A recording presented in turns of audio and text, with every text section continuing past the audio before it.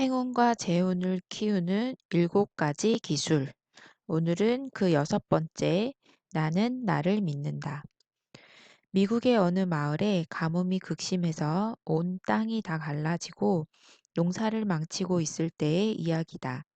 가뭄에 시달리다 견디지 못한 마을 주민들은 급기야 교회에 모여 하나님께 비를 내려달라는 기도를 하기로 했다.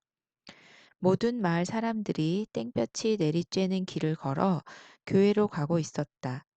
그런데 한 아이가 유난히 눈에 띄었다. 아이는 장화를 신고 우위를 입은 채 땀을 뻘뻘 흘리면서 뜨거운 말을 걸어 교회로 향하고 있었다. 그것을 본 사람이 아이에게 물었다. 얘야, 이렇게 무더운 날 너는 왜 우위를 입고 우산을 쓰고 교회에 가는 거야?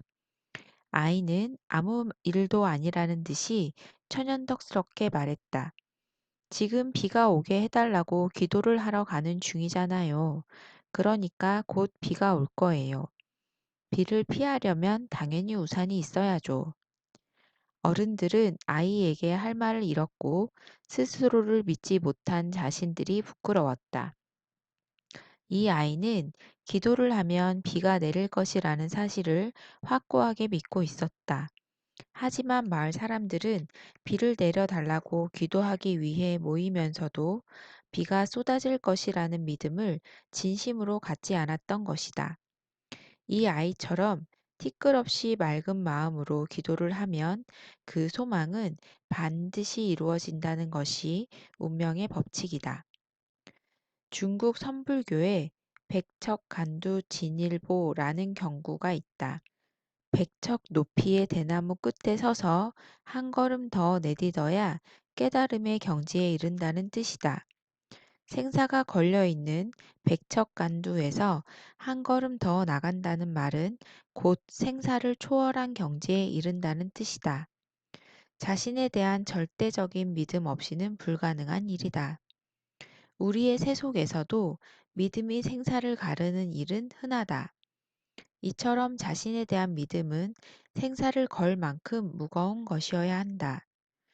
우리가 일상에서 믿어야 할 대상은 눈앞에 보이는 것과 눈에 보이지 않는 것으로 구분된다. 눈에 보이는 것도 믿기 어려운 세상에 눈에 보이지 않는 것까지 믿으라는 게 말이 되냐는 반문이 있을 수 있겠다. 아니다. 나를 바로 보고 자신을 믿을 줄 아는 사람에게는 저절로 큰 믿음이 생긴다.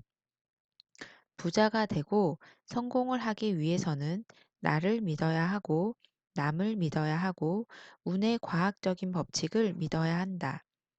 믿음 없이 우리가 이룰 수 있는 일은 그리 많지 않다. 가족의 사랑, 친구의 우정, 비즈니스상의 거래, 사회의 도덕이나 법 등 모두가 믿음의 힘으로 작동하는 것이다. 공부를 잘 하는 사람이 큰 부자가 되기 힘든 이유는 무엇인가? 매사에 따지기를 좋아하고 논리적으로 접근해야 직성이 풀리는 사람들은 자신을 믿기보다 논리를 믿는 사람들이다. 그러나 세상에서 벌어지는 일에 겨우 몇 퍼센트나 논리로 설명이 가능한가? 그리고 어떤 합당한 이유나 논리보다는 자신을 믿는 힘이 성공과 부를 보장하는 법이다. 자신에 대한 믿음이 없는 사람은 기회를 놓친 후에야 그것이 기회였음을 아는 경우도 많다. 그리고는 후회를 하기 십상이다. 그러나 기회를 놓친 후에 후회를 하면 또 다른 기회마저 놓치게 된다.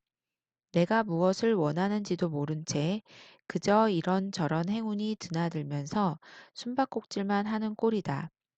따라서 사람의 운이라는 것은 자신에 대한 깨달음에서 비롯된 믿음과 직결된다. 언제나 자신에 대한 믿음이 행운과 재운을 움직이기 때문이다. 자신에 대한 강력한 믿음은 적극적이고 긍정적이고 미래지향적인 인간의 운명을 만들어가는데 든든한 힘이 된다. 나는 나를 믿는다는 말을 반복해 보자. 이 말이 자신의 운명을 바꿀 것이다.